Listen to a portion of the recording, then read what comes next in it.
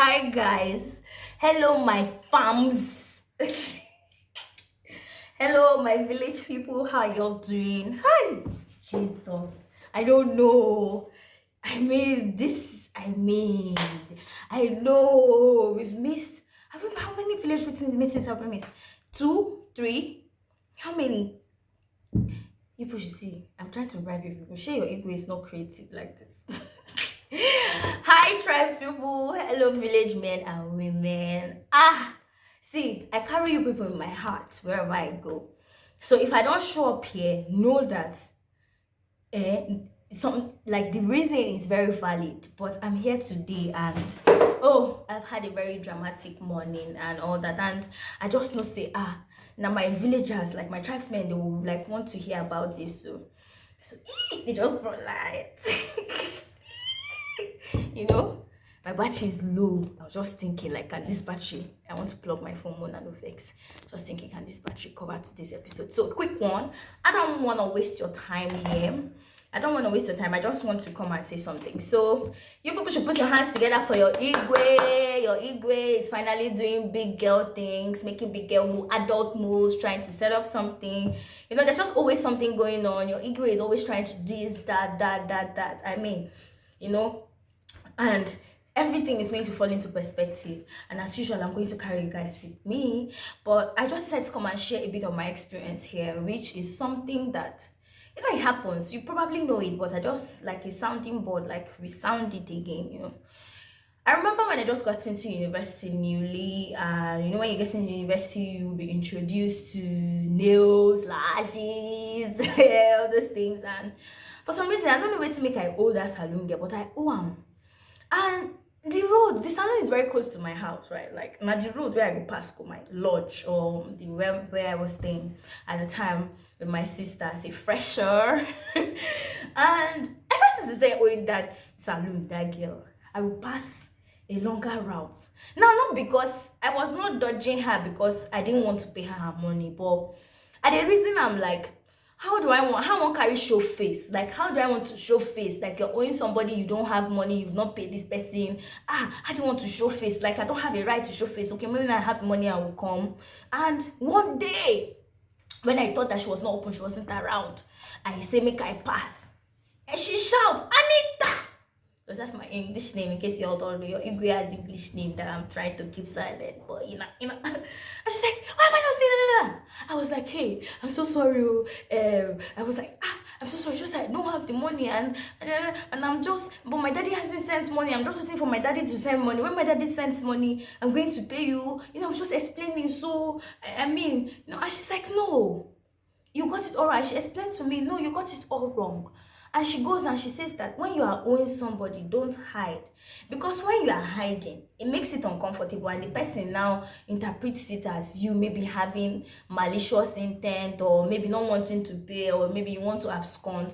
Show face, greet, and it's okay. So the person too is calm, and the person knows that no be say, the person is more understanding. And she told me that thing as a fresher, and it actually it calmed me down. It gave me confidence. I can't, and because me, I was suffering. My people, I was suffering. Try to go my house because I don't want pass there. My daddy never sent me money to pay. And it just made me comfortable. I was able to pass shortcuts, and guess what? We became friends. She taught me how to make hair and things for free. I bought over that salon until I had to give it up. But that's it.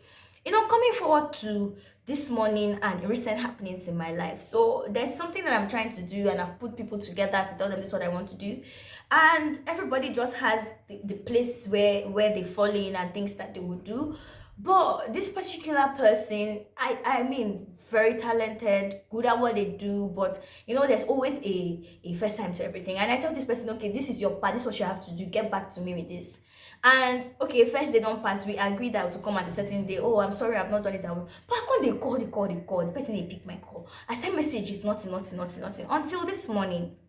I get a voice note from this person saying, that this is my first time doing this, and it's such a big scale. I haven't done it before. I'm actually overwhelmed. I'm sorry I'm missing your calls, but it's my first time. I want to do it right. I'm new to this. Even the people that I'm approaching, I'm basically learning on the job. So yeah, the over, like, I've been so overwhelmed that it made me hide, and immediately I felt sober, and I felt like, and I replied and I said, oh my love, I'm so sorry. Take all the time you need. Like, you for tell me now. You for tell me that this is it, and I will understand, because for my head that the thing saying na something where you dey do on a daily. But I didn't know that you've not gone on this scale before. I would have been able to cut you a good amount of slack. And immediately, as I said that and I told her, I found myself reiterating what that girl years ago had told me. I said, there's something when you dey owe person money, no ignore. When they call you, pick. If they knock your door, open. So long as say you know say the reason why you never pay or you never answer na because you don't really get that, but you are working towards it. And it's the same way you are supposed to approach it. So if you communicate with me, you will help me, especially when it's on a time frame. And that's something people don't get. And I think it's part of the reasons why people ghost, because, I think somehow there's something about us as a people that requires for us to avoid conflict, confrontation, anything we want try to dey seem difficult, we go just come up body, it's not really like that, and that's the thing. It's not really like that. I feel like we have to have a change.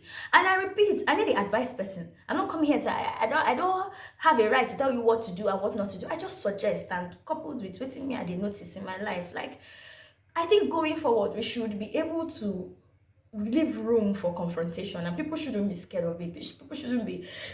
We Africans, we have this nature of not saying, brushing things under the carpet, and just expecting things to just repair themselves, or expecting things to just, I don't know, to just work on its own. I don't know if you get what I'm saying. It's the same thing like in relationships, friendships. Instead of people to acknowledge that this is what they've done that is wrong, and I'm sorry, oh, forgive me, they will just wait.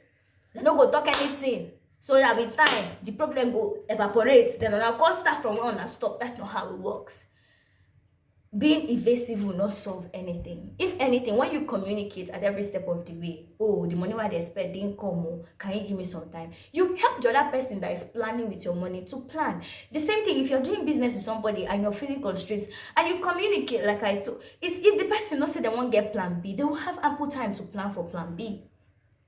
Or they will know whether to stretch the time or something. It helps because it's a chain, it trickles down, everything is connected. So I'm here to say, if they no hide, it's not the approach. Show face. If you know that maybe you're supposed to deliver for a work or a presentation or something, and you know that you're doing your best, you're not just lazing about, but you're having difficulties, and the estimation time where you been estimate before no go come work, you go need more time. Communicate that. And I believe that people would respect you, and people will take you more seriously, and people will appreciate, because honesty is something that we hardly find these days.